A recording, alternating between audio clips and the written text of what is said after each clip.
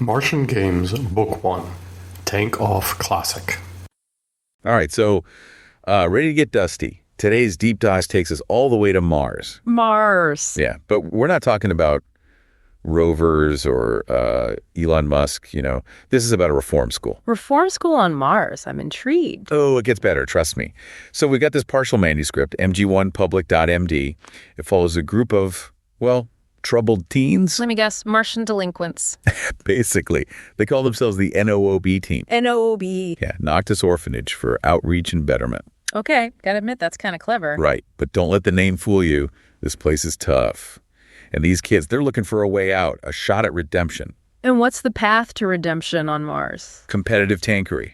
You're kidding. Nope, dead serious. Yeah. Martian dust, tanks, teenage angst. It's a wild ride, let me tell you. I can only imagine. But here's the thing. The manuscript doesn't just throw us into the action. It immerses us in this world. Like, they've got their own slang. Really? Oh, yeah. Brass pole for inspection, flag for getting chewed out. It's like they're speaking another language. Well, language is how we build community, right? Yeah. Especially in isolated environments. That's exactly it. Speaking of which, we got to talk about these characters. First up, Light Slammer, the team leader, intense dude, kind of rough around the edges. What kind of tank does he favor? I'm guessing something big and bold. You'd think so, but actually the manuscript says he's partial to the Churchill tank. Solid, dependable. Interesting choice. Right. And his backstory, total mystery. Hinted at some serious hacking skills, though. A hacker turned tanker. Sounds like a story in itself. You got that right. Then we've got Indianapolis, the driver. Cautious, always analyzing, but you can tell he's got this need for speed. Interesting contrast. The careful driver. Exactly. And then there's Superstorm, the gunner. He's a wild card, that one. Speaks his mind even if it gets him in hot water. Gotta appreciate a bit of fire in a teammate, though, right? That sometimes that fire needs a little control, and that's where Lucy comes in. Lucy? Who's she? So Lucy's this journalism student, somehow ends up on Mars with this crazy idea to start a school newspaper at NOOB. A school newspaper. At a reform school on Mars. That's, ambitious. You said it. But here's the thing about Lucy. She's not just some idealistic kid. She's sharp, observant, picked up on things the others miss. Like what?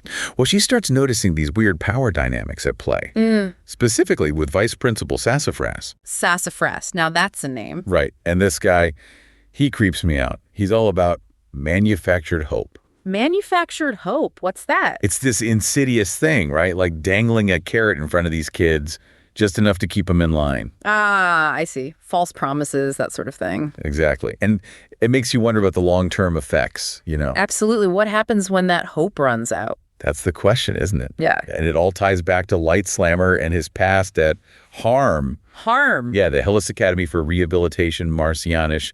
Basically, the big leagues of reform schools on Mars. So Light Slammer's been around the block a few times. Oh, yeah. And rumor has it, HARM doesn't exactly play by the rules when it comes to tankery. So we're talking cheating, sabotage, that sort of thing. That's just the tip of the iceberg, my friend. We'll dive into all that juicy stuff after the break. Back again with more Martian mayhem. Before the break, we were digging into Light Slammer's past at that hardcore reform school, HARM. Intense, right? Imagine being these kids going up against your old stomping ground. Talk about pressure. Seriously. And this time, it's not just about proving you've changed. It's about facing down, like you said, your past, your demons, all that. Exactly. And all of this while literally crammed inside a tank. Talk about a pressure cooker. No kidding. But speaking of tanks, I got to ask you, you're the tank expert here. Right. What do you make of Light Slammer's choice? The Churchill, I mean. The Churchill. A fascinating choice. Not known for its speed or firepower, but for its sheer resilience. Yeah, the manuscript mentioned something about it being a beast on rough terrain. That's right. Almost unstoppable, even back in World War II. Seems fitting for Light Slammer and his team, don't you think? Underdogs. Underestimated. But with that hidden strength. Totally.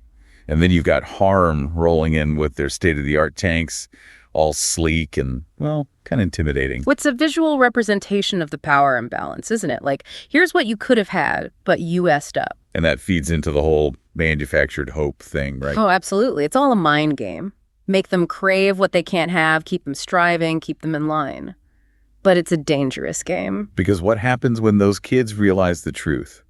That the hope being sold is as empty as, a Martian crater. Exactly. That's when things get messy. You've got resentment, anger, a whole lot of disillusionment brewing. It's a recipe for, well, let's just say it's not pretty. And this is where the manuscript gets really interesting.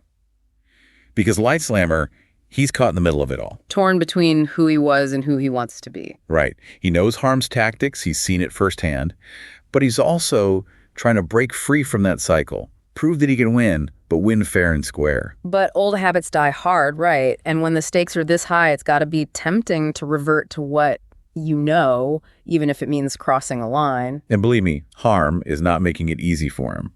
The manuscript describes some seriously shady stuff, impossible maneuvers, impenetrable armor. It's like they're bending the laws of physics out there. Bending sounds more like they're breaking them. But that's Harm for you, always pushing the limits, always looking for an edge, even if it means, well, let's just say they're not known for their sportsmanship. Which brings us to that pivotal moment. That moment when Light Slammer reveals the frag switch. Dude, I was on the edge of my seat. Like, is he really about to go there? Is he going to throw it all away for a win? It's a classic dilemma, isn't it? The easy way out versus the right way.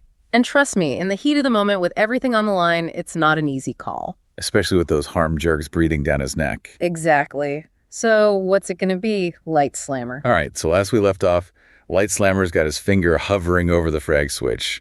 Talk about a cliffhanger. Right. You're practically begging to find out.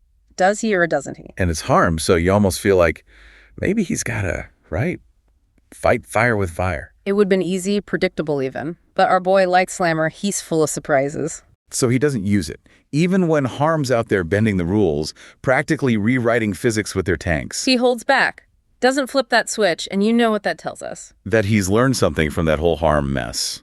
That maybe winning isn't everything. Exactly. He's chosen his path, but don't think for a second that means he's going down without a fight. Oh, this is where it gets good, right? Operation Pancake, am I right? Oh, you bet. Picture this. Harm's all fancy maneuvers, showing off, and bam, Light Slammer's Churchill, it just pancakes him. I mean, genius, but also, how? It's about ingenuity. While Harm's busy breaking the rules, Light Slammer's team, they're mastering the basics. Terrain, tank limits, you name it. They used Harm's arrogance against them. Precisely. And remember those radio problems NOOB had? Turns out it was Harm feeding them bad intel. Sue, seriously. Seriously. Spying, sabotage, that's Harm's style, unfortunately. But Light Slammer, he's one step ahead, uses that bad intel to send Harm on a wild goose chase. Talk about turning the tables. So NOEB wins, fair and square. They do. Light Slammer, he proved that you can win even when the odds are stacked against you and do it with integrity. It's a powerful message. And what about Harm? Any consequences for, being terrible sports? Oh, they got theirs. Remember NOEB's whole no swearing policy? Yeah. Well, during that final match, Milkman, Harm's hot-headed driver, he slips up. Big time. Seriously, he swore over the comms with everyone listening. Full-blown, colorful language, instant disqualification. Yeah. Ironic, isn't it? Karma, huh? So it's more than just a win for NOE, isn't it? It's like poetic justice or something. Absolutely. This scrappy bunch from a reform school on Mars, they took on the system, played by the rules, and came out on top. Proving that sometimes the underdogs, they really do have the bite to back up their bark. And that's a story worth telling. Couldn't agree more. And that's it for today's deep dive into MG1Public.MD, a story that reminds us, even on Mars, hope, integrity, and a well-timed pancake maneuver can take you all the way. Until next time, keep exploring, and remember the truth is out there, somewhere amongst the stars.